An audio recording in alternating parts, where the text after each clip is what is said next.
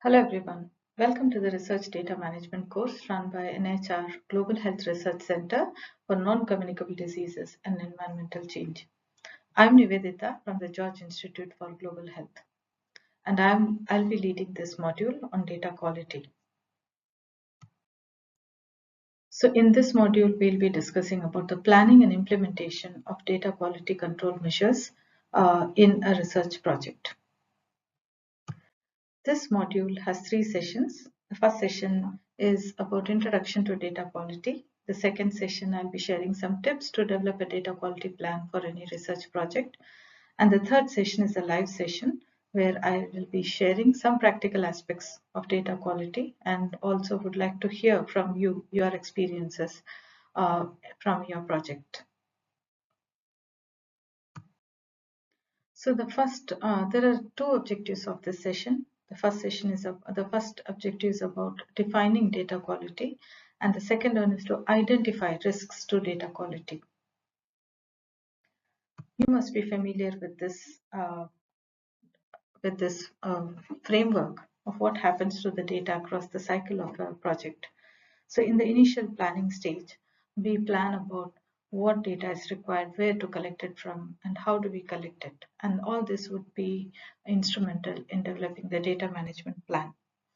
Following this, we also have to plan as to what other information we need to collect about the data, which will help in interpretability as well as credibility of the data. And so following this planning, we go ahead and collect our data, store it, process it, and then analyze them before we share the findings as well as share the data for future reuse. So given this context, when exactly, we know that the credibility of the results depends upon the data quality. So when exactly do we plan data quality? Is it at which stage? So data quality is something which we plan at the very beginning and also continues during the data collection period. But how do you define data quality? What do you understand by data quality? So data quality has multiple attributes. The first one is about completeness. As you see here, it's about minimal missing information of critical variables. While it is always good to have a complete data set for the entire study, it might be not practical, feasible, or it may not be realistic to have to set that. So we should aim for at least having a minimal missing information of the most important variables uh, while keeping in mind the practicalities. So the next data quality attribute is logical data. This could be meaning biological plausibility, while there might be outliers in the data, but biological plausibility is very important, and they also data should be chronologically meaningful, which I will be showing as we go along with examples. The third attribute is accuracy, which means they reflect the truth. The data which you collect should be as close to the truth. The fourth attribute is reliable data, which means if you repeat the process which we needed to collect the data or get the data, it should be giving the same answers. So the data should be repeatable and reproducible. The fifth attribute is in spite of data being complete, logical, accurate, and reliable, they should be analyzable, both in terms of software as well as human readable format, be it a quantitative data or a qualitative data. The last attribute is the authenticity of the data, which means the data is not fabricated or falsified. So let's look at each of the elements and see what could be the common risks and how we plan about mitigating those risks. So the first thing is about data completeness. We saw that when we develop a questionnaire, when we plan a study, we collect a whole lot of variables, but all the variables don't stand at the same level of importance. Some of them are very critical and some of them are not so critical. So identify which are the critical variables. And the non-critical variables, you go about looking at identify the risks of missingness. which variables are likely to be missing. So they may range from very unlikely to go missing, or it's very likely that they might be missing. That's because of the nature of the data or the context or the information you're trying to capture. The next step would be to assess the impact of the risk. So as you can see, most critical variables, if they are highly likely to be missing, then the impact is going to be very high. So the impact depends upon not only the likelihood of missing, but also the critical nature of the data with respect to the study objective. So if as you go doing this exercise, if you think that you are collecting a primary information which is most likely to be missing and you don't have unable to find ways to mitigate it, then probably you might have to revisit and think to can we change the data which we are collecting? Can we change the information we are trying to seek to make it more robust? The findings so that the study will be able to answer to what it started for. So some of the ways to mitigate data completeness, to ensure data is complete, is to make this field as a mandatory field when we are trying to collect it directly from the field in terms of electronic data capture. This will somehow be able to enable that to be sure that the field officers will know that okay, this data is important, but they have to make efforts to collect it before they submit the forms. Sometimes it's also possible that you're not able to get the data, and you might have to visit the participants or visit the place where the source of the data is. So you will have to budget for extra funding for support to collect this information, for example, travel of staff or find alternate ways, negotiate ways of getting the data. So this needs to, if nothing works, then definitely we'll have to change the information which we need to collect. The next is even if we plan and implement these mitigation strategies, we will have to periodically review to see that it's working and the percentage of missingness is less, and you are also able to identify reasons why even that small percentage is missing or reasons for missing so that you can further mitigate uh, the loss of information, find ways to ensure that data completeness can be can happen. So here the summary is while we plan and implement, periodic review is extremely important, and to go back and revisit our mitigation strategies. So data completeness is extremely important. That's because an incomplete data will have several disadvantages. The first thing is you lose power of the for doing a statistical analysis, which will help you in answering your primary question.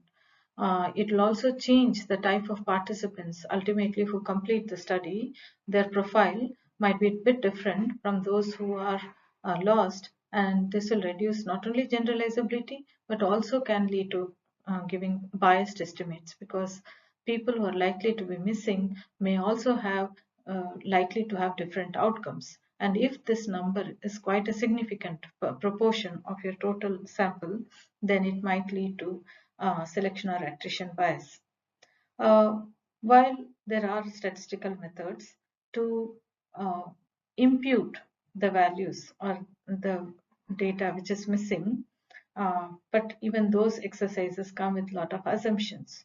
So to prove those assumptions or to ensure that assumptions are correct, you end up doing a lot many analysis, which makes analysis itself challenging. Anything which is challenging or complex will lead to interpretational challenges. So the best way for keeping things simple would be to try to make an effort to get a complete data.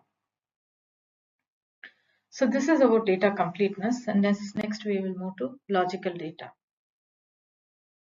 So logical data is a data which makes sense, right?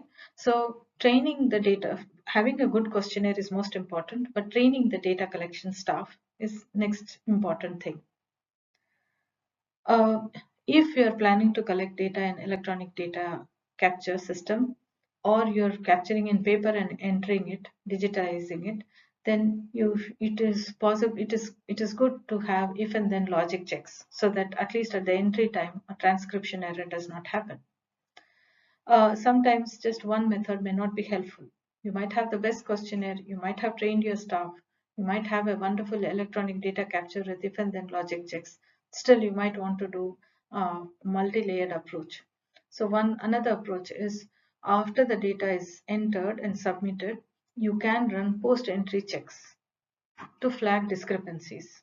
So the advantage is these checks need not, while developing those checks will need programmatic skills, but to run those checks, it can be run by every day by field officers. And they can find what errors are flagging in, or supervisors can flag and then try to get those corrected uh, without waiting till the end of the study. If the post entry programmatic checks are not possible due to any reason, it could be because its software is not conducive, or you don't have the people to do it, or you choose not to do it. You can also review the data by extracting the data outside its environment and take it to analytical software such as SPSS or R, and do exploratory data analysis to check problems, and then immediately flag it to the data collection team. So as you can see, there are several ways of doing it, and in your data review plan, you should describe who does what, at when, what are the data which they will be focusing more, and what will they do if they find a discrepancy. So it's important to know that when you find something discrepant, you will have to be having an opportunity to correct it also by going and finding out what is the right answer. But if you don't have an opportunity to be able to go and correct it, then there's no point in finding a discrepancy. Take example of large surveys. You're not going to go back to that same person, or you will not going to get back to that same person for whatever reason. And there is for those reasons, to find a discrepancy, it's meaningless. So you will have to have other strategies to get the right data in the first place. So you should have a way to find ways to correct the discrepancy if found. And if you change the data after it has been entered the first time, your software should allow you to document the post-entry changes. So all this information should go a part of your data review plan. As you can see, it involves various types of skills. So it's a teamwork which includes project manager, field supervisors or monitors, a programmer, and data analyst as well, depending upon what methods you choose to do. Electronic data capture systems can also be enabled to be a query management system, wherein you can raise the queries within the system. It flags to the person who is having access to the database. They can correct it. It also captures who corrected it, when, and why. So this type of a system is called is an electronic data capture system, which has an enabled query management system with audit trail. So it becomes very important to use the right software as well. And of course, if you're going to do checks using analytics software, then you should have access to it, as well as people who are trained in doing it. So these are the key important aspects, layers of logic checks which you can do through the study period at the time when the data collection is happening actively. So all this would have add-on effect to the cleanliness of the data. The next is about the accuracy of data. So accuracy means how close is your data which you collected to truth. So uh, when you are going to measure something as simple as, let us say, uh, hypertension, it's easier to confirm by measuring it using a blood pressure instrument with the best method, and you are confirming the value. Sometimes you're measuring constructs like depression, anxiety, or satisfaction. You'll have to use the right tools to be able to ensure that you're actually collecting those. So choosing the right instrument is extremely important. And when you have questionnaires, there are ways where you can validate them if they are not validated, or you already use a validated questionnaire. If it's a physical instrument, you should ensure that they're calibrated against the gold standard. Let's assume that you are collecting some information which is not measured using a validated questionnaire nor a physical instrument, but reported by the participant, let's say hospitalization. And that's your important outcome, critical variable. So you can verify on a subset of participants who have reported or who have not reported to be hospitalized from a source data, or you can go and back and collect the same information from them. So if you want to collect all the people who had hospitalization, you can go and look and verify that they had the hospital records that they were admitted in this period. Another way of validating could be, let's say that your outcome is smoking cessation. So you're asking the participant if they have smoked in the last so many weeks, and they say no. But you also want to test if they're telling the truth. So you might have to do some specific tests which can capture, but may not they might have smoked 1 week ago, which you may not capture. But if someone has smoked 24 hours before, you might able to capture that using some breath analyzer test. So it could be salt content intake, which can be measured using urine analysis, sodium levels of urine analysis. So there are various ways of validating. It depends on the type of outcome, type of measurement, and you should have some ways to ensure that you're able to show to the audience or prove to the scientific community that you have measured it accurately to the best of your ability. So that's about accuracy of data. Now the fourth element is on reliability of the data. So reliability is nothing but to get the same observation on repeated attempts. There are two subtypes here. One is repeatability, the other is reproducibility. Both terms are sometimes used interchangeably, which is not entirely wrong. It's not. It is not wrong because both are specifying about reliability, but methodologically they are two different things under the umbrella of reliability. So let's assume that you're measuring weight of a person. So you have a weighing machine, an electronic weighing machine, and you're requesting the person to measure the same, standing twice at the same time. The weighing machine is the same, the person is the same, and the person who's noting down is the same. Or let it be a height measurement. So the ways errors can happen. There can be measurement errors, but every condition is the same, and you're measuring it twice and you're documenting. Let us say that you change some condition. For example, the weighing machine, you keep it on a harder surface you're changing the surface. Or you're asking the person with the winter clothes and without the winter clothes. Or you're asking the person to measure height by a novice field worker with an experienced field worker. So some condition is changed and you want to see how reproducible your measurement is. That's when you change something, then it is real. So a robust instrument is something which will be both repeatable and reproducible, or a robust measurement method will be both repeatable and reproducible. So when you typically measuring such measurements, it will be good to prove that your data is reliable. And I'm sure each one of you can think about in your own field of work how you do establish this. So some of the common ways you can establish is you already use an instrument which is reliable. So there are several statistical measures which can quantify reliability for a given context. So if you purchase an instrument or have an instrument, there are some measures which will indicate reliability of that particular instrument. You can also standardize the procedure to collect the information. For example, you can do training, you can have a manual, you can give the step-by-step procedure. Everybody should follow the same. So that can reduce some amount of error. And the most common one is you measure the same thing twice. For example, you measure the dietary recall twice, you measure blood pressure instrument measurement twice, your height twice, weight twice. So these are ways to increase the reliability of the data. So the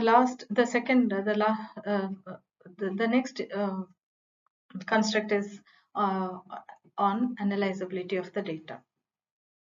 So the data right here, and this I've taken an example of quantitative data. The data should be in numeric form, and when imported into an analytics software, they can only read numbers. So the common problems you face are text or symbols which in numeric fields. The dates are not in readable format, or you have a repeated data, and each of the record of the data is not having a unique identifier. I'll show it to you in my next slides, examples for each of this. Or the dictionary is inconsistent with with what you had planned, or the value labels of each of the observation are inconsistent. It could be also multiple codes in one column which you are not able to analyze. I'll try to show each of these which can impact the analyzability of the data. And the best part is you can prevent all this by having a better database design, checking it, and ensuring that the data is analyzable. So if you can see in this example, uh, you see here that the dates are not analyzable. There is no gap between the date, the month, and the year, and it becomes extremely difficult. That's because you can't even put a divider between the numbers. That's because some of the digits are 6 digits, some are 8 digits. So the date in this format, while you can struggle and read that it's a 6th February 2019 or 6th December 2019, it's difficult, it's not possible for a software to read this kind of dates. So this is something which you can avoid. The second element is something which I discussed even in the module 1, where if you have a question where the answer can be multiple, for example, the list of drugs which you are taking, that's one question, but you have multiple choices and you can check many of the boxes.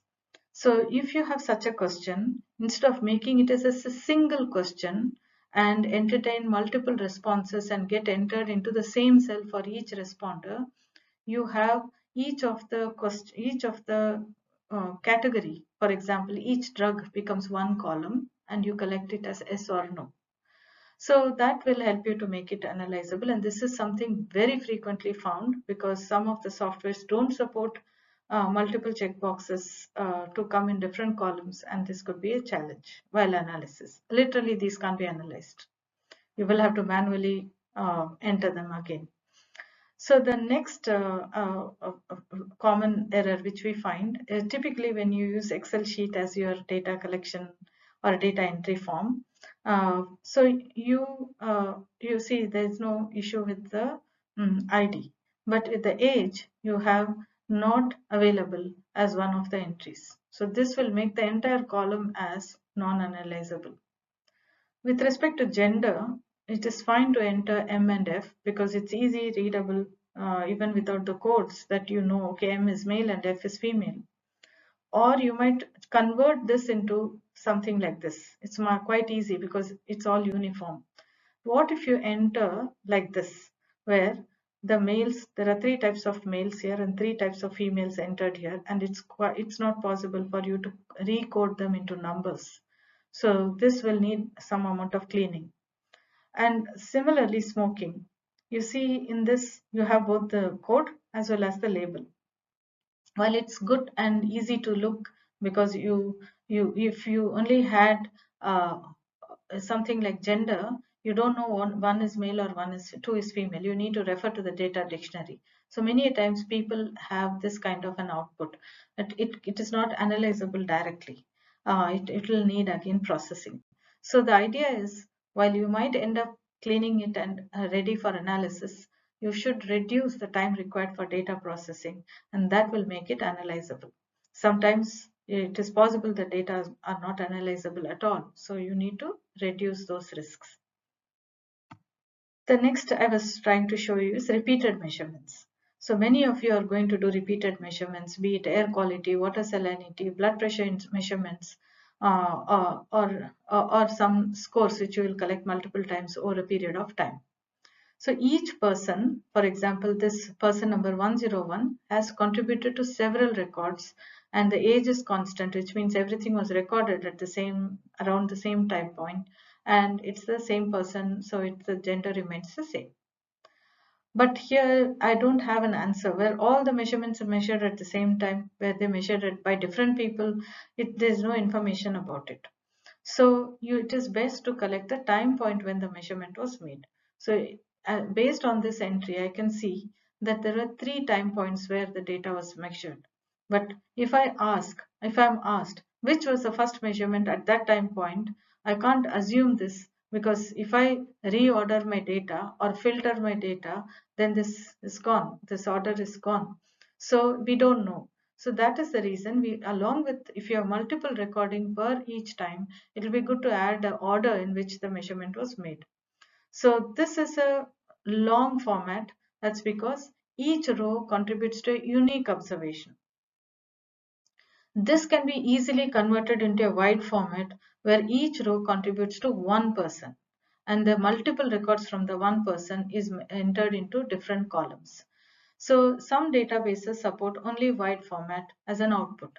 Some databases support both wide and long format. But what is most important is, when you are giving names to the variable names during your designing stage, you should ensure that long and wide format are easily they can be easily converted, so that different analysis can be enabled, because some analysis will require the data to be in wide and some will require the data to be in long format. So this is also one important thing which can challenge when the data needs to be analyzed. Now, the last aspect and the most important aspect and the most challenging as well is about authenticity of the data.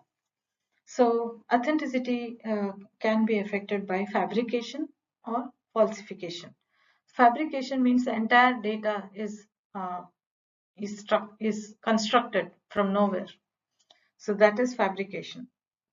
It is possible if you have 10 or 12 sites or 50 clusters, and one cluster is totally fabricated by one particular individual, and that's which mimics like a real data. Falsification is, there are certain data points where, let us say, the person has to be interviewed and the score has to be done, and they've just entered some information, or there was some error and it went for correction and they just corrected it without confirming it. So this is falsification. So fabrication and falsification both can seriously damage the credibility of research, and it's also most challenging to detect. So the best way is to look at patterns, and this will need some kind of understanding about the data and its properties. So some of the common ways are to look at inliers. Inliers, so typically any data will have variability, be it the same person measured at multiple time points, or the variability could be due to different people. So data has some variability by nature. So if there is no variability or very less variability, the data they might have a lot of inliers, which means many data are towards the mean. And the lack of variance is something which is more serious in nature. I will be more happy to have some outliers in my data than see a data which has no variation. You can also look at digit patterns. So I'll show you some examples where you can have a problem with some data. And typically this can be done in multi-site studies, multiple clusters, multiple health workers, multiple field workers collecting some data, and you can see patterns between these clusters. And if so, this is an example. The first one is an example of an inlier where I have looking at data by cluster, and there is, and these are all based on statistical principles of distribution, where the software picks up that a probable inlier is there, and you might want to collect information for that particular person. So here it's a multivariate, in the sense I consider 5 or 6 variables. I put and see, given these combinations, given the data, this particular individual's responses are somewhat abnormal, and you might want to go and collect. So it's the same with this as well. So you can do a univariate or you can do a multivariate analysis, where multiple variables, combination of variables, can give an indication of some patterns or some abnormalities. You can also use digit preferences. For example, there is a distribution of the last digit which you expect in any data. If the last digit is not very well distributed, or the last digit has preferences to 5 and 0, and it's very typical to some of the sites, then you might flag them. For example, this is an example of a first digit, which sorry, a last digit, where you see that there is a pattern, there is excess zeros here. Similarly here, these look all very good because you have observations across the various digits. But in this particular site, there is too many zeros, and in this particular site, there is too many fives, which is very different. So you might, this is for that particular variable, you might want to go and investigate, find out why it is happening. Maybe it is possible that they need training, or maybe they're using a different instrument. So looking at patterns of these and being alert and could help to detect some abnormalities and try to investigate and find out. And these are typically used in multi-country studies, multi-center studies, or community-based studies with multiple clusters. This will need statisticians' help. So who is responsible for data quality in a study? As you can see, there are planning, implementation, closeout, and reporting. Data passes through this journey, right, from planning to reporting. This is a responsibility, data quality is a responsibility all throughout. In the beginning, in the planning phase, it's extremely important that the researcher allocates time and budget, gives importance to data quality right from the budgeting stage. During the planning stage, the researcher should be cognizant of which are critical information and non-critical information, and focus more on the critical information. And also, if there is not much budget, then lesser the data, better the quality is. In the planning stage or implementation stage, managers play an important role, both trial managers and data managers. The first step would be, for a given protocol and context, it is important to develop a quality control plan.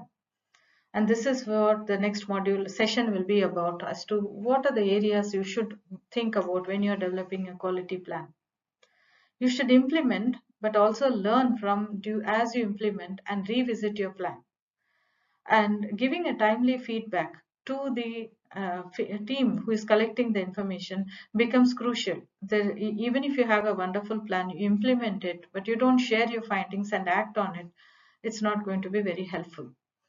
The analyst who also should be able to review the data, because as I said, different procedures will pick up different errors, and collectively, they all will improve data in different ways. And any changes which are done outside the data entry platform or the database should be reproducible, which means the analyst might change the data after the data has been extracted. During the analysis stage, there might be some errors which could be picked up. If they are changing it outside the environment, every time they extract the raw data and run the analysis, these changes should be reproducible. So which means they should have good coding practices for the same. So the role of each and every person is extremely important, and this should be part of the review plan as well. Who does what? So we're coming to the end of it. And the summary, as you can see, confirmation of the quality of the data is extremely important. And the quality does not mean just completeness. Quality means accuracy. It should be logical. They should be analyzable. It should be reproducible, as well as authenticity of the data is important, and you should find ways to demonstrate those. Data quality is important.